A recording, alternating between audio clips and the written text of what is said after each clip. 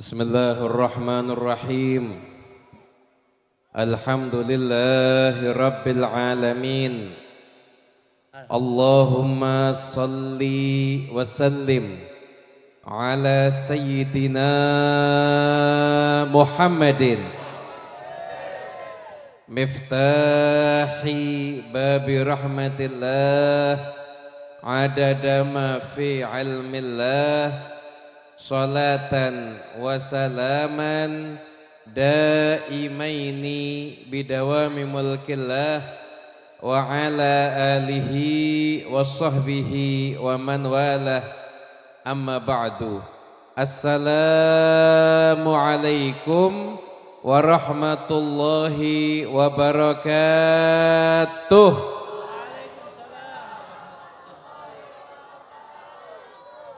Saya hormati yang saya muliakan guru-guru kita semuanya, putra dari guru kita Al-Habib Atas wal Habib Ali, putra daripada guru kita Al-Habib Hasan bin Ja'far As-Segaf, Habib Abu Bakar Al-Idrus serta para habaib yang lainnya, para asatidz yang hadir, Ustaz Rozak dan semuanya yang hadir, para sesepuh kampung Makassar, panitia, pejabat pemerintah, dan semuanya yang ikut membantu terselenggaranya acara ini, dan semua yang hadir, bapak, ibu, adik-adik semuanya, om-om, tante-tante, mas-mas, mbak-mbak, semuanya komplit. Mudah-mudahan Allah Ta'ala kasih berkah untuk kita semuanya. Yang hadir yang punya hajat, yakin pulang hajatnya kabul. Yang sedang sakit insya Allah diangkat semua penyakitnya. Berikan pada kita semuanya berkah di dunia ini sampai di akhirat nanti. Amin Allahumma amin. Hadirin yang dimuliakan Allah Ta'ala, manusia ini hidup di dunia, kalau dilihat dari urusan akhirat itu terbagi jadi dua kelompok. Ada yang melanjutkan, mensukseskan misinya Rasulullah Sallallahu Alaihi Wasallam, ada yang mensukseskan misinya iblis dan setan. Wal'iyadzu billah min dzalik. Kalau misinya Rasulullah Sallallahu Alaihi Wasallam itu bagaimana sebanyak mungkin orang masuk surga. Kalau misinya setan, setan itu iblis ketika diusir dari surga, mau ditaruh di neraka, dia bilangnya apa? Wa bi'izzatika la ughwiyannahum ajma'in. Demi kemuliaanmu ya Allah, akan aku sesatkan mereka semuanya sehingga nemenin aku nanti masuk neraka. Jadi ada orang misinya ngajak orang ke surga. Tapi ada orang misinya ngikutin misinya setan, gimana biar banyak orang masuk neraka. Dan kita yakin ini semua yang hadir di sini nih, panitia yang buat acara, yang ikut bantu, yang ikut hadir, ini misinya ngajak orang masuk surga semuanya. Amin Allahumma amin. Nah, hidup ini adalah bagaimana kita mensukseskan misinya Rasulullah. Gimana nih sebanyak mungkin orang itu masuk surga. Nih kita setelah nih kita mensukseskan acara ini, alhamdulillah acara berlangsung lancar. Cuacanya juga cerah, padahal biasanya seringnya hujan. Alhamdulillah malam ini cuacanya cerah. Kita mau sholawatan semuanya. Setelah pulang dari sini misinya Nabi kita suksesin. Gimana kalau punya temennya belum sholat, gimana caranya biar kita ajak teman kita itu sholat. Kalau punya temennya masih durhaka sama orang tua, gimana caranya temennya bakti sama kedua orang. Jangan temennya durhaka sama orang tua malah didukung. Bener kamu, memang orang tuamu layaknya dikurang ajar, ini temen gak beres ini. Ini teman yang meneruskan misinya iblis. Kalau punya teman kalau kita lihat HP ada auratnya perempuan atau ada auratnya laki yang haram dilihat, temennya ngingetin jangan dilihat nanti kamu dosa. Bukan temen yang malah ngirimin gambar-gambar yang ada auratnya. Tuh kalau temennya ngirim-ngirimin gambar yang ada auratnya, berarti penerus misi Rasul apa misi setan? Setan. Nih yang ada di kontak HP kita tuh penerus misi Rasul apa setan biasanya? Kok setan? Berarti kalau temennya setan berarti dirinya juga naudzubillah min. Insyaallah penerus misinya Rasulullah SAW semuanya insyaallah. Kalau ada teman mau ngomongin orang nih, mau ngomongin orang, mau menggunjing orang, temennya nyegah, gak usah ngomongin orang, bahas yang lain aja. Bukan temen yang malah ngajak kita ngomongin orang lain. Itu berarti gak neruskan misinya Rasul, itu neruskan misinya setan. Nabi itu pengen kita semua masuk surga, maka Nabi dengan pede bilang apa? Kullu ummati yadkhulunal jannah. Kata Rasulullah semua umatku masuk surga. Kata Nabi illa man aba, kecuali yang enggak mau. Kecuali yang enggak mau. Sahabat bingung, ya Rasulullah surga itu enak.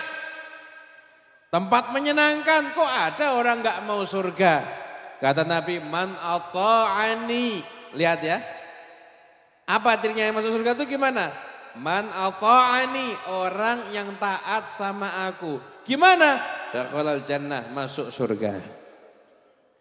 Wa man asani, dan orang yang durhaka sama aku, faqad aba, berarti menolak ketika diajak masuk ke dalam surga. Nah sekarang kita orang yang mau masuk surga atau yang nolak surga? Yang pengen apa yang nolak? Semoga kita jadi orang yang pengen masuk. Tuh ciri-cirinya orang pengen masuk surga, kalau dengar adzan hayya 'alas shalah, hayya 'alal falah, berarti dia melaksanakan sholat. Hadir sholawatan sering? Sering? Betul. Adzan subuh tepatnya jam berapa? Dan tidak cuma jam 4, tepatnya 4 lebih berapa? Oh ada yang 10, ada yang 20, ada yang 12. Kalau enggak tahu adzan subuh tepatnya jam berapa, berarti ketahuan kalau enggak pernah bangun. Bangun subuh enggak? Bangun, berarti pengen diajak Nabi ke dalam surga. Bangun subuh yang benar. Sholat subuh yang benar, jangan sholat subuh jam 9 pagi. Jangan sholat subuhnya kalau mau berangkat kerja. Jangan sholat subuhnya kalau mau ngantor. Sholat subuh pada tepat waktunya. Insya Allah itu cara agar Allah Ta'ala ngajak kita ke dalam surga. Sholat subuhnya yang benar, sholatnya yang benar. Urusan sama orang tua, bakti sama kedua orang tua.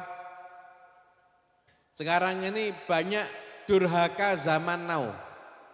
Durhaka zaman now, diajak ngobrol sama orang tua malah sibuk mainan HP. Ada? Hadir enggak orangnya? Hadir enggak? Pakai baju warna apa?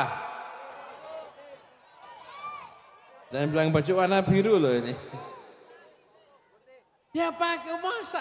Bayangin, isi HP-mu semuanya tidak ada yang lebih penting daripada orang tuamu.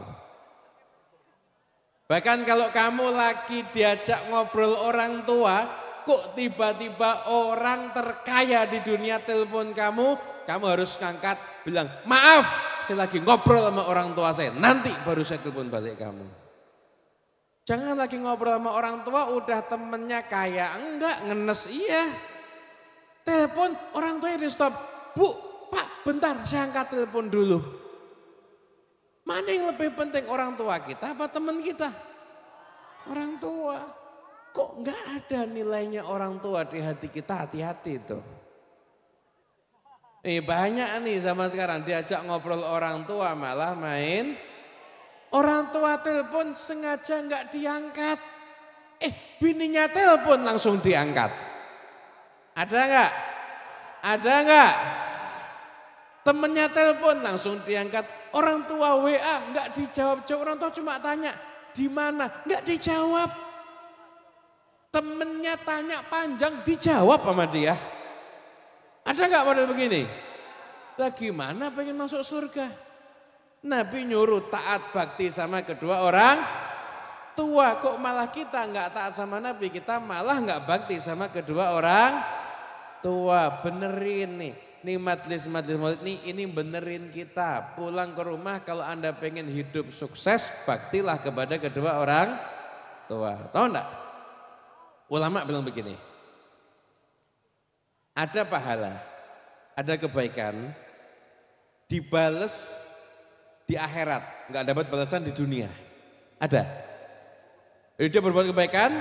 Jadi Anda jangan kalau sesedekah kok nggak kaya-kaya. Nggak semua kebaikan dibalasnya di dunia juga. Banyak kebaikan dibalas ada di akhirat. Dulu orang, saya sholat duha biar rezekinya lancar.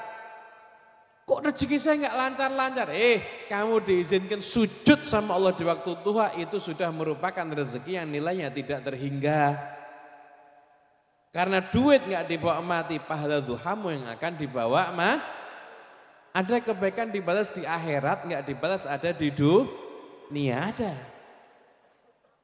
Ada kebaikan dibalas di dunia, dibalas juga ada di akhirat. Ada dosa dibalas di akhirat, nggak dibalas di dunia. Dosanya sama, orang yang berbuat dosa nggak pernah sholat, duitnya tambah banyak. Maksiat terus kok kelihatan tambah makmur, itu nanti dibalas sama Allah di akhirat, di dunia enggak. Ada dosa dibalas di dunia, masih dibalas nanti ada di akhirat. Sama, ada kebaikan dibalas di dunia enggak dibalas di akhirat. Ada orang kafir beramal kebaikan, Allah Ta'ala enggak sia-siakan, pasti dibalas di kebaikan ada di dunia, di akhirat enggak dapat pahala. Dosanya orang baik kadang dikasih balasan di dunia. Mungkin dibuat gelisah, dibuat sumpek, tapi dosa diampuni sama Allah. Sakit, dosa diampuni sama Allah. Tapi ini ada kebaikan dibalas di dunia, dibalas di akhirat. Ada dosa dibalas di dunia, dibalas di akhirat. Kalau saya terangin satu persatu nih contoh-contohnya panjang. Tapi saya cuma kasih contoh simpel. Di antara yang balasannya dunia dan akhirat itu, satu, birrul walidain, yang kedua silaturahmi. Silaturahmi itu bukan dia baik maka saya datang ke rumah, enggak. Silaturahmi itu dia mutus kita nyambung, itu hakikatnya silaturahmi. Ada orang mutus kita, enggak mau nyapa kita, enggak mau bertegur sapa sama kita, kita yang nyambung, itu silaturahmi nyambung. Itu silaturahmi yang hebat tuh yang seperti itu. Dan yang berikutnya adalah birrul, tahu enggak mungkin celaka, enggak mungkin hidupnya sia-sia, enggak mungkin hidupnya enggak sukses orang yang anak yang berbakti pada kedua orang tua. Dan tidak mungkin bahagia anak yang durhaka kepada kedua orang tua. Tahu enggak? Dari bahayanya durhaka sama kedua orang tua, orang itu nanti udah masuk neraka bisa dikeluarin dengan syafaat Nabi Muhammad. Tapi anak durhaka tidak ditolong sama Nabi.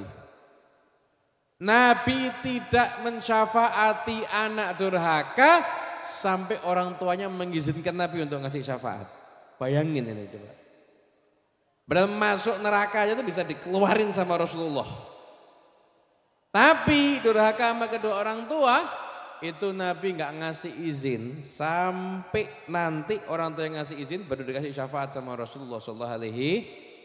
Makanya hati-hati kalau dalam urusan silaturahmi dan bakti kepada kedua orang tua jangan macem-macem urusan ini. Jangan dibuat mainan nih urusan bakti sama orang tua ini.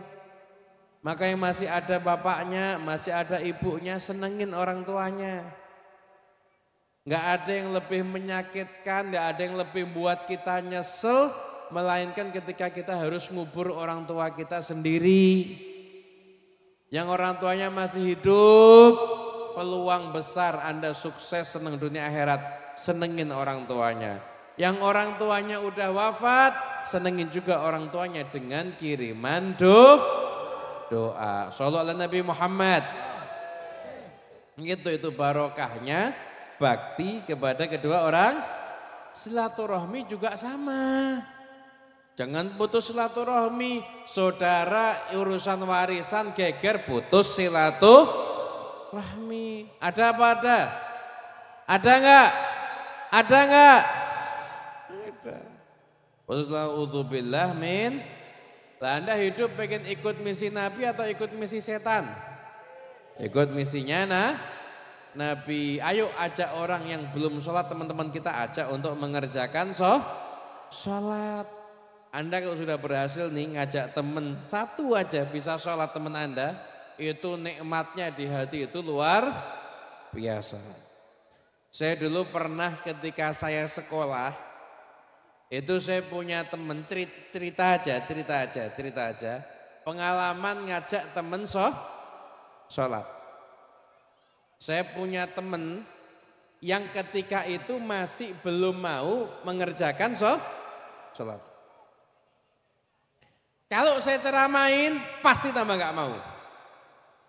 Ada caranya gimana? Saya kalau keluar dari kelas, saya ngajak mereka, ayo kita makan soto bareng-bareng. Yuk kumpul makan soto bareng-bareng. Tapi jalannya saya lewatin musola. Nanti ketika sebelum makan soto saya lewat musola. Yuk sebelum makan soto mumpung masih antri kita sholat dulu. Kan mau nolak sungkan dia. Masa udah di depan musola masih nggak mau sholat. Itu 1 semester tuh kayak begitu. Jadi kalau mau makan keluar kelas, yuk makan soto. Saya ajak muter. Mampir depan musola, yuk sholat bentar, itu masih ramai, masih ngantri. Akhirnya sholat. Hasilnya apa? Semester berikutnya saya ajak sholat di musola udah pada nggak mau. Nggak mau lagi sholat di musola. Kenapa? Mereka yang minta jangan sholatnya di musola, langsung ambil motor, cari masjid, sholatnya kita di masjid. Kalah saya. Saya masih seneng sholat di musola, mereka udah pengennya sholatnya ada di masjid. Maka ayo ajak orang berbuat kebaikan itu caranya gampang, cuma modal ngajak. Tapi tahu enggak kalau jatuh orang itu jadi sholat karena kita, berarti kita udah nyenengin Nabi karena kita mensukseskan misinya Rasulullah Sallallahu Alaihi Wasallam. Sallallahu Nabi Muhammad. Nah, oleh karena itu ayo nih majlis ini malam hari ini majlis Maulid Nurul Mustafa di Kampung Makassar. Nih saya pengen datang ke majelis ini karena ini jalan yang paling sering saya lewati kalau di Jakarta. Hari saya itu kalau nginep di daerah Pinang Ranti. Nah, kalau keluar pergi itu pasti lewat jalannya sih. Hari begitu tahu ada Kampung Makassar bersolat, langsung saya mau hadir. Kenapa? Berarti mensyukuri jalan yang sudah sering saya lewati tiap hari ini. Nah, ini biasanya jalan sekedar jalan, tapi hari ini jalan ini berubah jadi taman surga. Kenapa? Karena dipakai untuk zikir pada Allah Subhanahu wa Ta'ala. Kenapa tempat pakai zikir jadi taman surga? Karena yang ada di dalamnya calon-calon manusia penghuni surga. Amin Allahumma amin. Mudah-mudahan insyaallah Allah Ta'ala jadikan kita semua orang yang calon penghuni surga. Yang punya sakit-sakitnya hilang insyaallah. Sedang punya hajat-hajatnya kabul. Yang belum sholat ya Allah mudah-mudahan kita jadi orang yang ahli sholat. Yang belum bakti sama orang tuanya pulang jadi anak yang bakti sama orang tuanya. Yang suka ngomong kotor pulang lisannya bersih. Yang suka lihat haram pulang gak suka lihat haram. Dirubah keadaan kita jadi lebih baik berkat majlis Maulid Nabi Muhammad sallallahu alaihi wasallam. Amin Allahumma amin. Mungkin yang bisa kita sampaikan, kurang lebih mohon maaf yang sebesar-besarnya. Wa'afu minkum. Wassalamualaikum warahmatullahi wabarakatuh. Waalaikumsalam warahmatullahi wabarakatuh. Jazakallahu khair. Terima kasih banyak kita ucapkan kepada guru kita Al Habib Muhammad bin Husain Al Habsyi yang telah menyampaikan